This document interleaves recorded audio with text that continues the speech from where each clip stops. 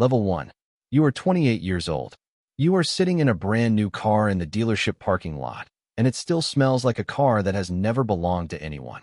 It's a Saturday afternoon. You just signed the papers on a silver sedan, the first new car you have ever bought. And you are sitting in the driver's seat in the lot, not driving yet, just sitting, running your hand over a steering wheel that no one else has ever held. It is the nicest thing you have ever owned. You take a photo of it. You will drive home slower than usual, hyper-aware of every other car on the road, terrified of the first scratch. For tonight, this car is perfect, and you are proud in a way you have not been about a possession before. What you do not quite let yourself think about, in this happy moment, is that you do not actually own this car. The bank owns it. You have a loan for $100 a month for the next 5 years, and what you bought today is not really the car, but the right to make those payments. The car is already, the instant you drove it off the lot, worth thousands of dollars less than you paid. And it will keep falling, quietly, every day, while you pay the full price slowly over years. None of that dims the feeling today. But it is true, and some part of you knows it is true. This is the first thing nobody tells you about driving the same car. The first thing is that a new car is the rare major purchase that begins losing value the moment it is yours. And in the early years you are not an owner. You are a borrower paying for the privilege of depreciation. The thrill is real and the smell is intoxicating and the pride is genuine, and underneath all of it the math runs the other way. The asset shrinking while the debt sits still. Most people never feel this, because most people never keep a car long enough to reach the other side of the curve, where the loan is gone, and the falling has slowed, and the thing finally becomes worth keeping. You do not know it yet, but the smartest thing you will ever do with this car is exactly what almost no one does. Keep it. You finally start the engine. You pull out carefully. The odometer reads 12 miles, and every one of them so far is yours. The verb at level 1 is owe. You owe, paying slowly for a thing that is losing value quickly, a borrower long before you are an owner. Owing at this level means falling in love with a car the bank actually holds, and not yet understanding that the real reward comes years later, to the people who simply do not let go. Level 2. You are 31. The new car smell is gone. There are a few small marks you have made your peace with, and the car has quietly become a part of your life. It's an ordinary weekday morning. You get in the car the way you get in it every day now, without ceremony, without taking a photo. And you drive the route you always drive. And somewhere in the last 3 years the car stopped being an event and became an extension of your routine. There is a coffee stain on the console from a morning you remember. There is a parking dent in the door from a lot you still resent. The car is no longer perfect, and the strange thing is that you like it more, not less, because it has started to feel less like a product and more like yours. The payment is still there, a familiar $400 leaving your account every month, and you barely notice it anymore. The car has settled into the background of your life, carrying you to work and home and everywhere in between, accumulating the small, invisible history that a daily object accumulates. This is the phase almost everyone reaches and most people never get past, because right around now, with the new smell gone and a few dents earned, the itch usually starts. The quiet voice that says maybe it is time for something newer, something nicer, something that feels like the first day again. This is the second thing nobody tells you about driving the same car.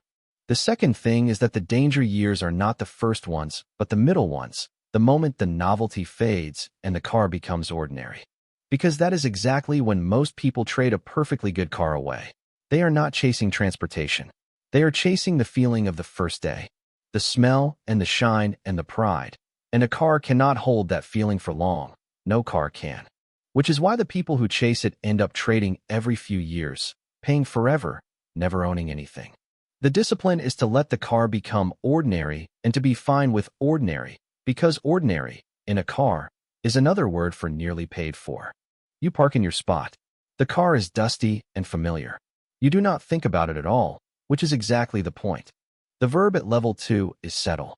You settle, letting the car fade from an event into a habit and being content to let it. Settling at this level means surviving the itch that quietly wrecks most people's finances, the urge to trade the ordinary for the new. And learning that a car becoming background is not a loss but the beginning of the reward. Level 3. You are 33. A payment that has left your account every month for 5 years simply does not leave it this month, and the quiet of that is louder than you expected. It's the first of the month. You notice, looking at your account, that the $400 that has gone out like clockwork for half a decade did not go out. Because last month was the last payment, and the car is now, finally and completely, yours. No bank, no lien, no monthly reminder that you were still paying for it. You sit with the feeling for a moment, and it is not the thrill of the first day. It is something better and steadier. The feeling of an obligation lifting, of a thing that is now fully, actually owned. The car has a fair amount of mileage on it now, and it runs perfectly. And the math of your life has just quietly changed. That $400 a month is no longer spoken for. You can save it. You can invest it. For the first time you understand, in your gut and not just in theory, the difference between a car as a payment and a car as an asset. And you make a small decision that will turn out to matter more than almost any other financial decision of your life, which is to keep driving the paid-off car and put the old payment to work instead. This is the third thing nobody tells you about driving the same car. The third thing is that a paid-off car is one of the most powerful financial instruments an ordinary person will ever hold, because it converts a monthly drain into a monthly surplus without changing anything about your day. The car still starts. It still gets you there. But the money that used to vanish into it now flows somewhere it can grow. And the people who understand this, who keep the paid-off car running for years instead of trading it the moment the loan ends, give themselves a raise that no employer ever offered them. The car did not get cheaper. It got free, and free, compounded over enough years, becomes a number that can change a life. You close the account. You drive the same car to work. It feels, somehow, brand new again, because for the first time it is truly yours. The verb at level 3 is own. You own, holding the car free and clear and turning a payment into a surplus overnight. Owning at this level means crossing from borrower to owner and discovering that the most valuable thing a car can become is paid for and kept. Level 4. You are 37. The car is old enough now that people have started to comment, gently, and you have started, deliberately, to resist. It's a Monday in the office parking lot, and a coworker named Mark pulls in beside you in a brand new truck, his third new vehicle since you bought your sedan. And he says something friendly about how you are still driving that thing. And you smile and say it runs great, which is true. Mark has a new truck smell and a payment of $700 a month and an air of having arrived. You have a 9-year-old sedan with a small dent and a growing investment account. And you have begun to understand something about Mark that Mark does not understand about himself. The pressure to upgrade is real, and it is constant, and most of it is social. Your car is fine. It runs, it is comfortable, it is safe, it does every single thing a car is supposed to do.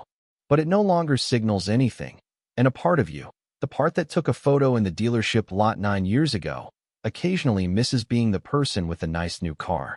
So you resist, on purpose, every year, and the resisting gets easier as you watch what the upgrading costs the people around you.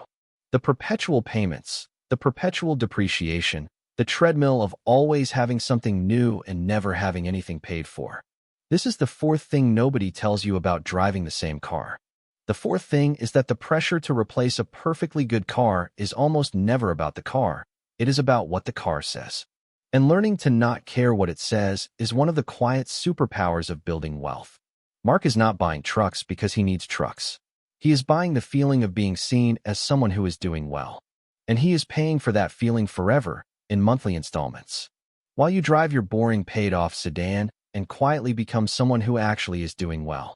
The car that says the least about you is very often the one that is doing the most for you. You get in the old sedan. It starts on the first try, the way it always does. You drive past the new trucks in the lot and feel, more and more, like the one who is winning. The verb at level 4 is resist. You resist the pressure to trade a good car for a new feeling, choosing the boring asset over the exciting payment. Resisting at this level means refusing to let a car be a costume, and learning that not caring what your car says is worth more than anything a new one could say. Level 5. You are 41. The car has carried you through more of your life than you sometimes realize, and it has earned a kind of trust that no new car could. It's a Saturday and the car is at the mechanic, because at this mileage there is always something, a sensor, a belt, a brake job. And you are deciding, as you do every year or two now, whether to spend the money to keep it running or to finally let it go. The repair is $800. A new car would be far more every month for years, and so the math is not close. And you pay the $800, and you keep the car that you know, with its known flaws, over the shiny new one with its unknown ones. You have learned to trust the car precisely because it is old, because it has shown you exactly what it is. The car is full of your life now. It is the car you brought a baby home in. It is the car of 1,000 commutes and a few road trips and one terrible day you do not talk about and 100 ordinary good ones. The high mileage that would scare a stranger does not scare you, because every one of those miles is a mile the car has proven itself. And there is a strange loyalty that develops toward a machine that has simply never left you stranded. You are not keeping it only to save money anymore, though you are saving an enormous amount. You are keeping it because it has become, improbably, a kind of friend. This is the fifth thing nobody tells you about driving the same car. The fifth thing is that past a certain age, a known car is usually safer than an unknown one, both financially and otherwise. Because its weaknesses are visible and its costs are predictable in a way a new purchase never is. People panic at high mileage and trade a car that would have run for years, swapping a known quantity they have already paid for an unknown quantity they will pay for again. But a car that has been maintained and has proven itself is the opposite of a risk. It is the most predictable machine you own. And the repairs, even the annoying ones, are almost always cheaper than the cure of buying new. You pick up the car. It runs like it has 100,000 more miles in it, and it probably does. You are glad, in a way that surprises you, to have it back. The verb at level 5 is trust. You trust the old car over the new one, choosing the known machine with the visible flaws and the predictable costs. Trusting at this level means valuing proven reliability over the illusion of a fresh start, and discovering that the car you can count on is the one that has already shown you everything it is. Level 6. You are 45. The car is genuinely old now, a survivor, and somewhere along the way it stopped being just a car and became part of who you are. It's an ordinary evening, and you catch sight of the car in the driveway, faded a little in the paint, honest in every dent. And you feel something close to affection. Everyone you know has cycled through 2 or 3 or 4 cars in the time you have driven this one. Mark is on his 5th truck. And your sedan, old and unglamorous and completely paid for, sits in the driveway having quietly done something none of those cars did, which is make you wealthy. The money you did not spend, the payments you never made, the $400 a month you invested instead, year after year for more than a decade, has become a number with another zero on it than you expected. You have become, without entirely meaning to, the person who drives the old car on purpose. And you have noticed that there are 2 kinds of people who do this. There are people who cannot afford better, and there are people who understand something. And the funny thing is that from the outside they look identical, and only one of them has a 6-figure account quietly compounding behind the faded paint. You have stopped caring which one strangers assume you are. The car is no longer a statement you are making to anyone. It is just yours. And you cherish it the way you cherish few objects, because it has been with you for the whole long middle of your life. This is the 6th thing nobody tells you about driving the same car. The 6th thing is that the old car you kept becomes, over enough years, both a source of real wealth and a quiet piece of your identity. And the 2 are more connected than they look. The discipline that let you keep the car is the same discipline that built the account. And the car sitting in the driveway is the visible monument to 100 invisible decisions not to upgrade, not to chase, not to spend. Other people see a faded old sedan. You see a decade of payments redirected into freedom and a faithful machine that carried your life. And you would not trade either of those things for all the new car smell in the world. You run a hand along the roof on your way inside, the way you did in a dealership lot a lifetime ago. The car is old. So, a little, are you? You are both still running well. The verb at level 6 is cherish. You cherish the old car as both a monument to your discipline and a companion through your life. Cherishing at this level means seeing the faded paint as evidence of wealth quietly built, and loving the machine that carried you through the years it took to build it. Level 7. You are 49. The car finally reaches the end, and letting it go is harder than you ever thought a goodbye to a machine could be. It's a gray morning, and the mechanic has told you, kindly, that this time the repair costs more than the car is worth. that the frame or the transmission or the simple accumulation of age has finally won, and that it is time. You stand in the lot with the keys, 21 years after you sat in this car new and took a photo. And you feel an absurd and undeniable grief, because this is not really a car anymore. It is a container for 2 decades of your life. And you are about to hand it to someone who will see only an old sedan at the end of its road. And then, standing there, you do the final math, and it stops you. The car that you bought new and drove for 21 years cost you, in the end, almost nothing per year. While the payment you never made, invested patiently across all that time, has grown into something that genuinely changed your life. A sum large enough to buy a fleet of the new cars you always resisted, paid for in cash, without noticing the cost. You could buy anything in the lot right now.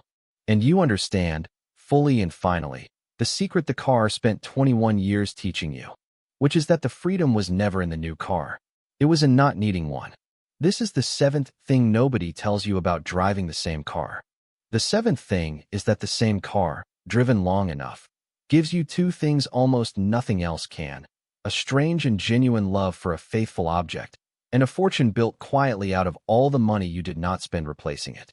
The people who laughed at the old sedan were trading their wealth away 3 years at a time, chasing a feeling that never lasted. While you let one good car grow old and let one good decision compound, and at the end you have both the memories and the money. The car was never the thing that was beneath you. It was the thing that lifted you, the whole way, while everyone else was busy looking new. You sign the car away. You keep the photo from the dealership lot, 21 years old now, 2 strangers in it, the car and the younger you, both at the very beginning. You drive home in something newer, paid for in full, and you already miss the old one. The verb at level 7 is release. You release the car at last, grieving the companion and counting the fortune it quietly built. Releasing at this level means understanding that the freedom was never in the new car, but in never needing one, and that the same car, kept long enough, gives you back both the years and the wealth. The payoff. So let's pull this together. At level 1, you owe. A new car loses value the moment it is yours, and at first you are a borrower, not an owner. At level 2, you settle. The dangerous years are the middle ones, when the novelty fades and most people trade a good car away. At level 3, you own. A paid-off car turns a monthly drain into a monthly surplus without changing your day. At level 4, you resist. The pressure to upgrade is about what the car says, and not caring what it says is a quiet superpower. At level 5, you trust. A known car is usually safer than an unknown one, because its costs are visible and predictable. At level 6, you cherish. The old car becomes both real wealth and a piece of your identity, and the two are connected. At level 7, you release. The same car, kept long enough, gives you back both the memories and the money. Here is the thing nobody on YouTube will tell you about driving the same car for years. A car is the largest purchase most people make that does nothing but lose value. And the single most powerful thing you can do with one is the most boring thing imaginable, which is to buy a good one and keep it until it dies. Every few years that you do not trade up, the payment you do not make becomes money that can grow, and over a working life the difference is not a few $1,000s. It is hundreds of thousands. It is, very often, the entire difference between retiring comfortable and retiring afraid, and it is sitting right there in the driveway, disguised as an old sedan. But there is a second thing the old car gives you, and it is not financial, and it matters just as much. A car you keep for decades becomes a witness to your life, the machine that carried you to the job and the wedding and the hospital and the long drive home. And there is a loyalty and a love that grows toward an object that simply never let you down. The people chasing the new car every few years never get this, because they never keep anything long enough for it to mean something. You get both. You get the wealth that the discipline builds, and you get the strange, tender history that only a long-kept thing can hold. If you are sitting in a new car right now with years of payments ahead of you, do not despair, because the smartest move is simply the one in front of you, which is to keep it long after the loan is gone and let the old payment go to work. Drive it until it is boring, then drive it until it is old, then drive it until it is yours in every possible sense. If you are already the person with the faithful old car that your friends gently mock, understand exactly what you are doing. Because that faded paint is the most honest luxury there is. The visible sign of a person who understood that the freedom was never in the new car and never needed anyone to know. Somewhere right now, a 28-year-old is sitting in a brand new car in a dealership lot, running a hand over a steering wheel no one has ever held, taking a photo, completely in love, with 5 years of payments ahead.